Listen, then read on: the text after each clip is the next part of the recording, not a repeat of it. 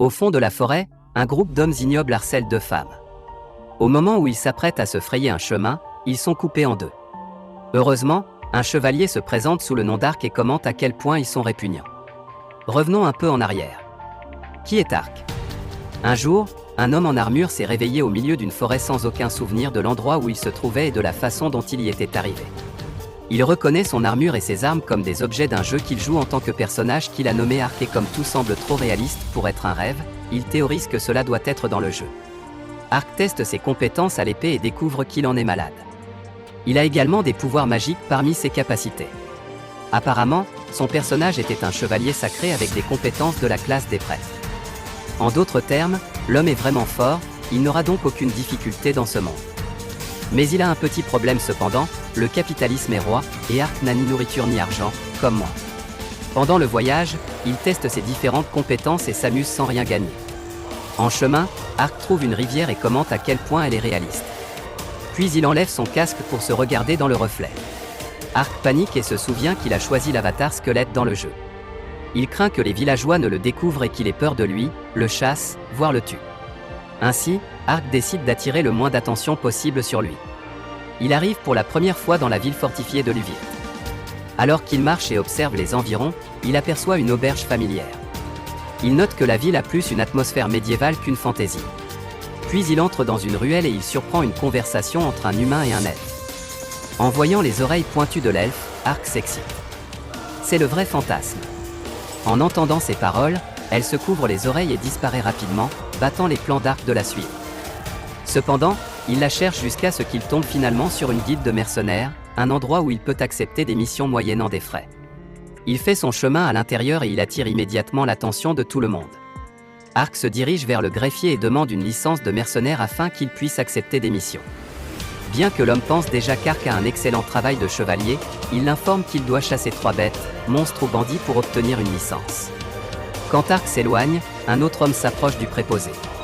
Il commente que le cavalier a l'air confus et demande s'il va bien.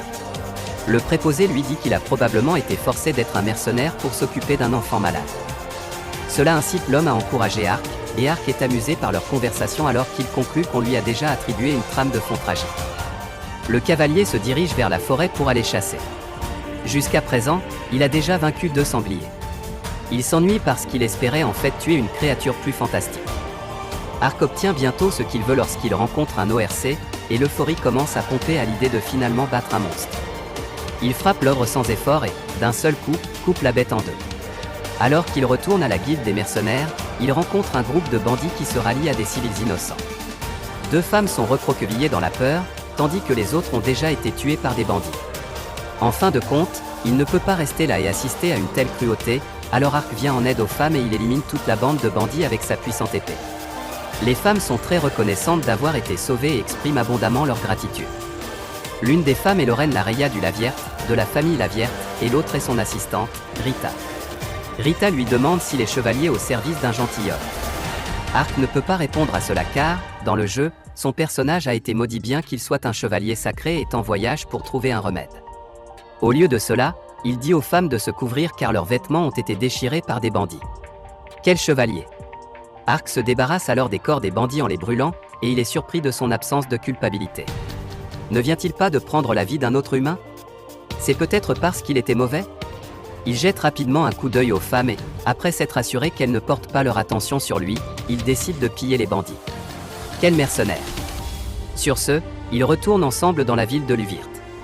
Alors qu'ils se parlent, Lorraine regarde Arc avec de grands yeux, ce qui l'embarrasse. Question pour vous tous, les squelettes rougissent-ils? Il se dirige ensuite vers la guilde des mercenaires pour présenter les corps du monstre et des bêtes qu'il a tués, choquant le réceptionniste car il ne pensait pas pouvoir le faire de jour. Et ainsi, Arc obtient sa licence de mercenaire, ainsi qu'une pierre unique de l'ORC qu'il a battue. Pour fêter ses triomphes du jour, il mange et boit à sa guise, au hâtant. Mais où va la nourriture? Alors que la journée tire à sa fin, Arc conclut finalement que rien de tout cela n'est un rêve. Le lendemain arrive et Arc reçoit sa première mission. La mission est de protéger quelqu'un qui cueille des herbes médicinales. C'est le travail parfait pour quelqu'un qui veut garder un profil bas. Finalement, il arrive au petit village tranquille de Rata. Il localise la maison de l'expéditeur de la mission, où il découvre que la personne qu'il gardera est en réalité une petite fille nommée Marka. Elle demande s'ils peuvent sortir et cueillir des herbes tout de suite. Il ne s'y oppose pas, mais Ark demande pourquoi elle est pressée. Marka répond qu'elle ne veut pas que sa mère découvre qu'elle a ramassé des herbes pour l'aider. La petite fille veut juste alléger le fardeau de sa mère, mais elle a besoin de la protection d'Ark car elle cueille des herbes car il y a des sangliers dans la région. Dans les bois, Ark entend soudain un bruissement dans les buissons. Il se prépare à combattre un monstre, mais il trouve à la place un mignon petit animal. On ne sait pas s'il s'agit d'un renard à plusieurs queues ou d'un écureuil volant, mais l'animal est blessé et hostile. Il mord même la main d'Ark. Heureusement, la morsure ne lui fait pas mal car il est déjà mort à l'intérieur. Comme un squelette. Pendant que le renard est suspendu à sa main, il utilise la magie de guérison pour soigner la blessure de l'animal. Impressionné, Marka commente qu'il est incroyable de voir comment il peut utiliser la magie de guérison, tout comme un prêtre. Marka suggère de lui donner un nom, alors Ark décide de nommer sa nouvelle partenaire, Ponta. De retour au village, les gens parlent de la présence de gros monstres dans les bois. L'un des villageois demande à la mère de Marka, Seona, si elle l'a envoyé faire une course. La mère dit non, ce à quoi l'homme répond qu'il l'a vu quitter le village et qu'il a vu avec elle un chevalier à l'allure élégante. Cette nouvelle inquiète Seona. Marka et Ark vont dans la forêt, à la recherche de l'arbre Kobumi que Marka aimerait avoir des fleurs. Quand il le retrouve enfin, elle ne peut contenir sa joie. Dans son excitation, Marka ne remarque pas qu'il y a un énorme monstre juste derrière elle. Ark est alarmé et l'avertit d'arrêter. Ponta grogne, alors le chevalier suppose que la créature est celle qui a blessé la petite créature. Ark se prépare à combattre avec le monstre. Le monstre l'attaque avec une brume toxique, décomposant tout ce qui est impliqué. Il identifie le monstre comme un basilic géant. Le monstre crache une brume toxique, il a 6 pattes avec des griffes géantes et il peut transformer des objets et des personnes en pierre. Ark combat le monstre de front, mais il a du mal à combattre le basilic et à protéger Marka en même temps. Il utilise son bouclier pour parer ses attaques. Enfin, Ark trouve un moment pour contre-attaquer et il utilise une capacité du Saint Chevalier appelée « Jugement ». Avec cela, le basilic est vaincu en un seul coup. Ark remarque alors un anneau autour du pied du basilic, tandis que Marka est émerveillée par tout cela. Elle prévoit de parler aux villageois de ses exploits impressionnants, mais Ark la supplie de garder le silence sur ce qu'elle vient de voir. Bientôt, il rencontre un sanglier avec des défenses. Ark le bête et il le présente aux villageois en cadeau.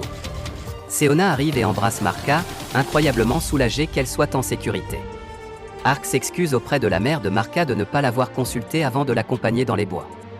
Il lui demande de ne pas gronder sa fille et il lui dit qu'il n'a jamais rencontré d'enfant qui aime sa mère autant que Marka.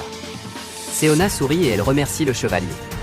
Un des villageois lui demande s'il a eu des ennuis, et il répond qu'il n'y a rien dans les bois qu'il ne puisse gérer. À la fin de la journée, Ark termine avec succès son premier travail. Avant de partir, Elina, la petite sœur de Marka, lui offre une couronne de fleurs. Marka lui demande également s'il le reverra, et il répond qu'il le pourrait. Cela rend la fille heureuse. Après cela, Ark et Ponta partent.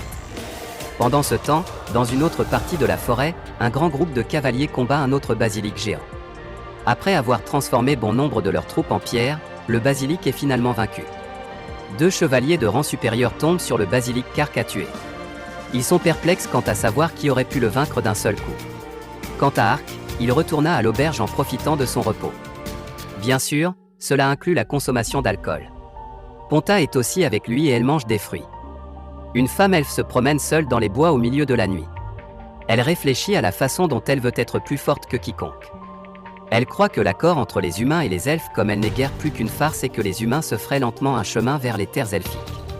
Pour elle, il n'y a personne d'autre sur qui compter, elle doit donc être une guerrière suffisamment forte pour aider sa race opprimée. En revanche, Ark s'habitue à accomplir des missions simples pour couvrir ses dépenses quotidiennes.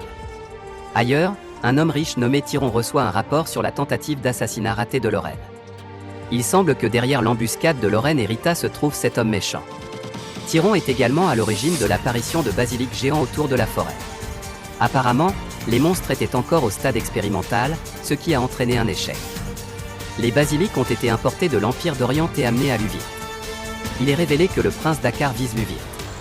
Par conséquent, Tyron agit sous les ordres du prince.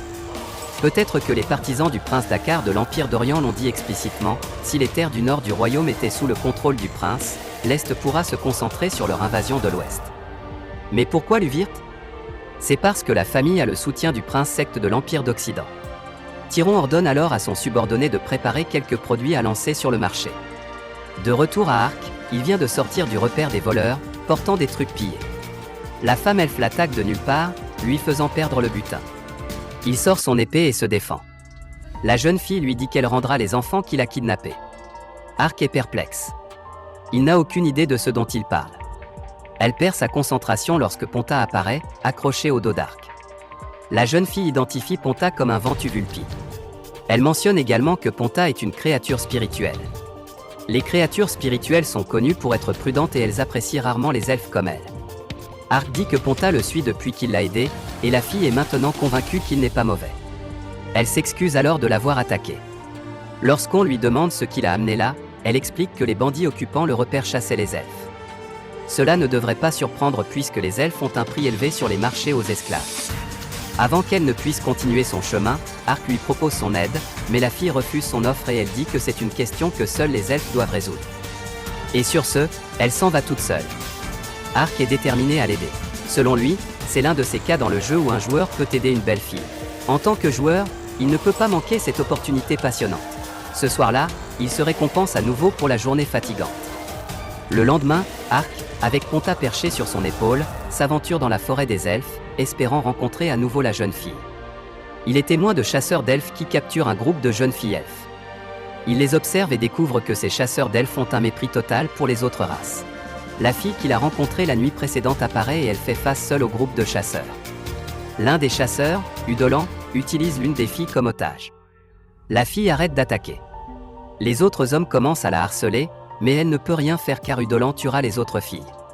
Arc décide de l'aider et il se téléporte juste derrière Udolan. Il le frappe si fort qu'il vole vers un arbre. La jeune fille en profite pour se venger. Finalement, elle et Arc vainquent les chasseurs d'elfes. Les filles sont libérées de la cage. Elle remarque qu'ils portent des colliers mangeurs de mana, et ces colliers empêchent les elfes d'utiliser leur magie spirituelle. Elle dit qu'il serait difficile de les retirer, mais Arc utilise une capacité qui neutralise le collier et guérit même la blessure. À ce stade, la fille conclut qu'Arc n'est pas un être humain normal. Il peut utiliser la magie de guérison et dissiper les malédictions. Parce qu'il les a sauvés, Arc gagne leur confiance. Il remarque que la femme parle à un oiseau, et elle dit que c'est un oiseau qui chuchote. Cette créature spirituelle peut se souvenir des mots et transmettre des messages. Les elfes les utilisent pour communiquer entre eux. Peu de temps après, Arc se présente comme un mercenaire. La jeune fille se présente alors comme Ariane Glenimaple, une guerrière elfe. Un oiseau chuchotant arrive et envoie un message à Ariane, ce qui l'amène à affronter Arc. Il semble que sa prochaine mission approche à grands pas.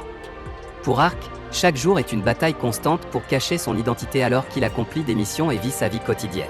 Si vous avez aimé la vidéo, abonnez-vous, laissez un like et un commentaire pour aider la chaîne à grandir. Merci d'avoir regardé cette vidéo.